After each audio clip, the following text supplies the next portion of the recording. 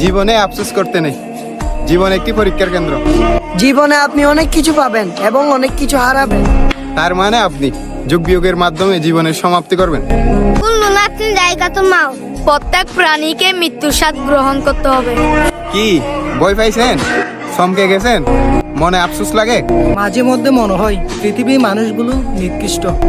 যদিও আল্লাহ বলেছেন সৃষ্টির সেরা জীব মানুষ। কি মনে হয় পরিবার ছাড়া কেউ আপন নয়? আসলে কেউ আপন নয়, শুধু পরিবার কেন, আপনার ইহকালে পরকালে হযরত মুহাম্মদ সাল্লাল্লাহু আলাইহি সাল্লাম ছাড়া কেউ আপন নয়। শুধুমাত্র হযরত মুহাম্মদ সাল্লাল্লাহু আলাইহি সাল্লাম হাশরের ময়দানে ইয়া উম্মতি সম্বোধন করে কান্না করে আমাদের জন্য সহযোগিতা চাইবেন। আল্লাহ এবং হযরত মুহাম্মদ সাল্লাল্লাহু আলাইহি ওয়াসাল্লামকে ভালোবাসুন।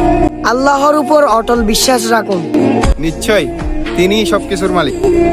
আল্লাহ আমাদের 5 ওয়াক্ত নামাজ পড়ার তৌফিক দান করুন।